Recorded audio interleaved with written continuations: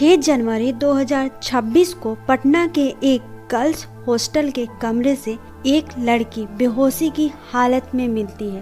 5 दिन तक कोमा में रहने के बाद उसकी डेथ हो जाती है। स्टार्टिंग फेज में पुलिस कहती है ये सुसाइड है, लेकिन जब बॉडी देखी जाती है तो सच कुछ और ही होता है। बॉडी पर 10 से ज्यादा चोट के निशान थे, गर्दन पर, कंधों पर और इवन प्राइवेट पार्ट पर भी।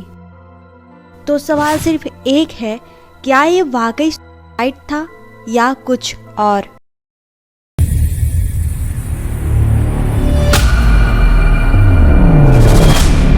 ये केस है 18 साल की लड़की का, जो जहानाबाद के डिस्ट्रिक्ट की रहने वाली थी। पिछले 2 साल से पटना के चित्रगुप्त नगर एरिया में शंभू गर्ल्स हॉस्टल में रह रही थी। वो नीट क्वालिफाई कर चुकी थी, बीडीएस कोर्स के लिए सिलेक्ट हो गई थी, लेकिन उसका सपना था एमबीबीएस का। इसी वजह से उसने दोबारा ड्रॉप लिया और नीट की तैयारी स्टार्ट की। पर उसकी पर्सनल लाइफ इजी नहीं थी। पेरेंट्स के बीच रोज के झगड़े, भाई के साथ आर्गुमेंट्स, घर का कांस्टेंट टेंशन, ये सब प्रेशर उसकी मेंटल हेल्थ पर क्लियरली इम्पैक्ट कर रहा था।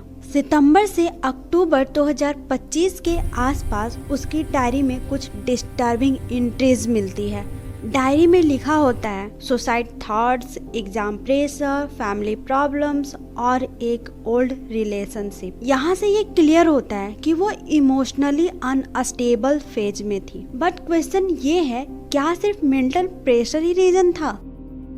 26 दिसंबर 2025 को वो न्यू ईयर के लिए जहानाबाद अपने घर पे गई, लेकिन इन्वेस्टिगेशन में एक और शॉकिंग डिटेल्स सामने आती है।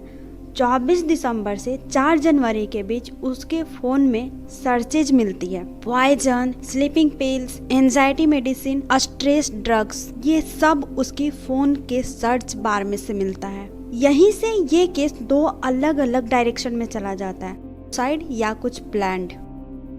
5 जनवरी 2026 को वो घर से पटना वापस आती है। पुलिस के अकॉर्डिंग पटना रेलवे स्टेशन से हॉस्टल तक उसका पूरा मूवमेंट ट्रैक होता है, कहीं भी कोई ब्रेक नहीं मिलता है। अगली सुबह 6 जनवरी वो हॉस्टल के रूम में बेहोशी की हालत में मिलती है। हॉस्टल स्टाफ उसे तुरंत प्राइवेट हॉस्पिटल में ले जाता है और पुलिस को इन्फॉर्म किया जाता है। पुलिस का इनिशियल स्टेटमेंट था सुसाइड, जो कि स्लीपिंग पिल्स या पॉइजन से पॉसिबल था। यहीं से फैमिली का गुस्सा शुरू होता है। फैमिली का कहना है कि हॉस्टल के अंदर उसके साथ फिजिकली टॉर्चर हुआ। उनके अकॉर्डिंग ये सुसाइड नहीं है, बल्कि प्लान्ड असॉल्ट मर्डर है।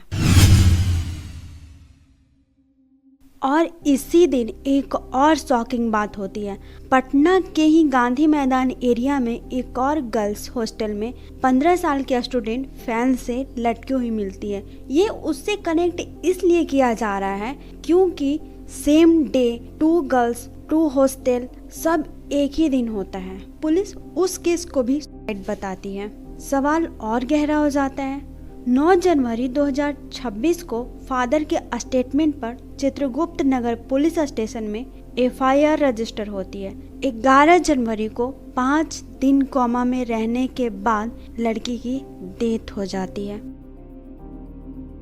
डॉक्टर्स इनिशियली कहते हैं सेक्सुअल असॉल्ट कंफर्म नहीं है, पर फैमिली का एलिगेशन है। पुलिस ने लेट इंफॉर्मेशन दी और सुसाइड मानने का दबाव भी बनाया गया। 14 जनवरी की पोस्टमार्टम रिपोर्ट पूरा केस पलट देती है।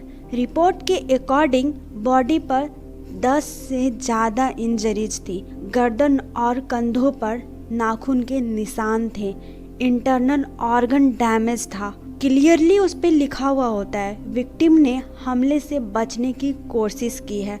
सेक्सुअल असॉल्ट तो क्लियर है इसमें। यहीं से सुसाइड थ्योरी सीरियसली क्वेश्चन में आ जाती है। 15 जनवरी को हॉस्टल ऑनर और वार्डन मनीष कुमार रंजन अरेस्ट होता है। कुछ दिन बाद 3 और लोगों को कस्टडी में लिया जाता है। केस अभी भी ऑन गोइंग है, पूछताछ चल रहा है। लेकिन यहाँ एक सबसे बड़ा सवाल उठता है, अगर 6 जनवरी को ही पुलिस को इन्फॉर्म कर दिया गया था तो रूम सील क्यों नहीं हुआ? सीसीटीवी फुटेज तुरंत क्यों चेक नहीं हुई, एविडेंस सिक्योर क्यों नहीं किया गया? क्या इतने दिन बाद कोई अपराधी सबूत छोड़ देगा? यहाँ आओ मुझे पकड़ो, वो अपने आप को बचाने का कोशिश नहीं करेगा और वो सबूत नहीं मिटाएगा। अभी कुछ दिन पहले एक और न्यूज आया कि वहाँ पे रैकेट वगैरह चलता है। ये कंफर्म नहीं हुआ है अभी, लेकिन हर दिन कोई ना कोई न्यूज आता रहेगा। बट एक न्यूज कभी नहीं आएगा कि हाँ पटना के नीट गर्ल्स को जस्टिस मिल गया और उसके अपराधियों को भी सजा मिल गई। अगर सपोज दैट 1 मिनट के लिए मान भी लें कि वो सुसाइड है, तो उसके बॉडी पे स्क्रैचेस कहाँ से आए? और प्राइवेट पार्ट्स पे भी चोट के निशान, वो खुद से स्क्रैच कर सुसाइड करेगी?